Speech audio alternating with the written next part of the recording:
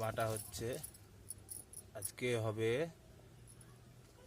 বড়া তৈরি হবে ছোলার ডাল দিয়ে, তার সাথে আরও কিছু থাকবে, আপনারা দেখতে থাকুন কি কি দেওয়া হচ্ছে, দিয়ে বড়া তৈরি হবে। আটা দেওয়া হলো, এরপরে এবার বেসন দেব।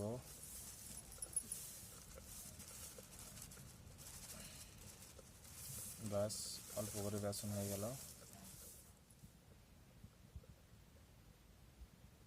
এরকম হয়তো এইভাবে আপনারা হয়তো বড়া কোনোদিন বানাননি।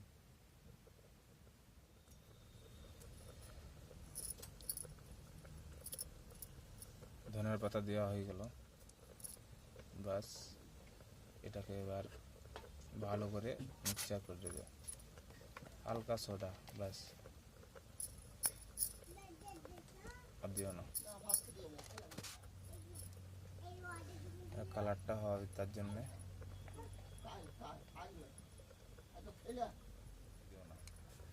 প্রথমে মিক্সচার করলাম, সব কয়টাকে মিক্সচার করলাম।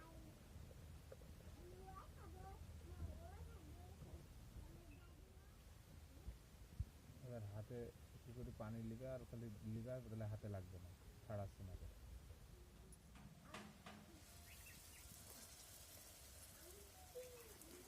বড় করিও না।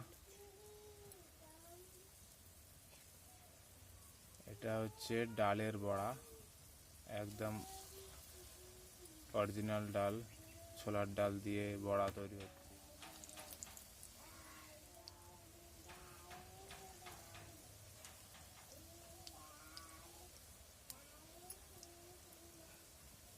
ঝাল হয় না মনে হয়।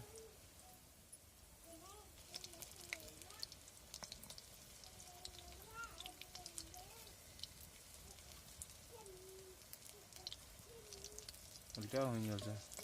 হ্যাঁ, ঠিক আছে।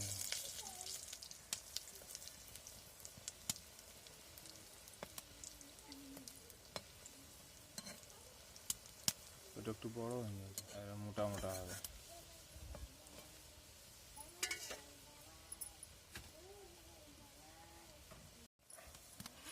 ফাইনালে এবার বড়া ভাজা শেষের দিকে এবার তুলে নেওয়া হচ্ছে। দেখেন, তুলে নেওয়া হয়ে গেল। এই যে সমস্ত বড়াগুলো ভেজে নেওয়া হয়ে গেছে, একদম সেই লেভেলের বড়া হয়েছে, বড় বড় সাইজের, খেতে সে সুস্বাদু লাগবে একদম।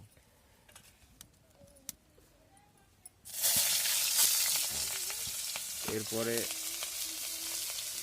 এবার বড়ার মশলা তৈরি হচ্ছে।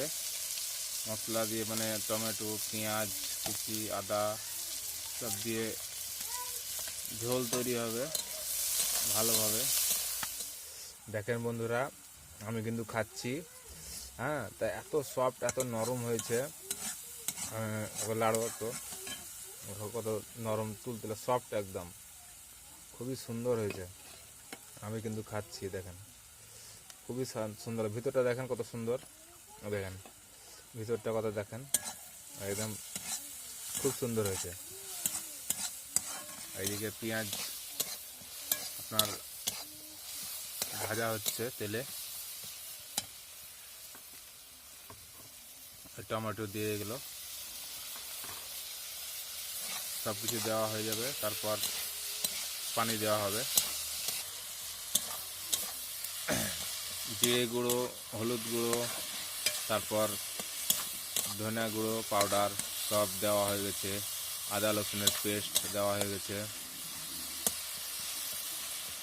সমস্ত কিছু দেওয়া হয়ে গেছে। এবার টমেটোকে ভালো করে নেড়ে চেড়ে গলিয়ে নিতে হবে। দিয়ে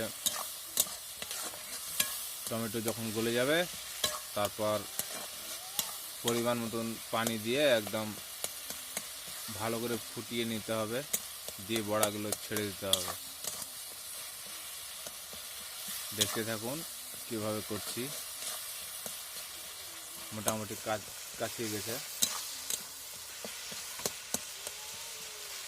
পানি দিয়ে দাও, রেডি হয়ে গেছে।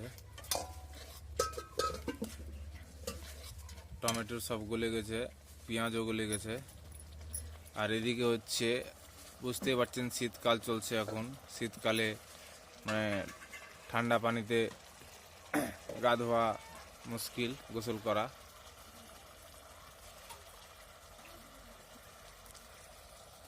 এবার আপনার মতন আপনি জল পানি দিয়ে দিবেন যেরকম আপনার দরকার।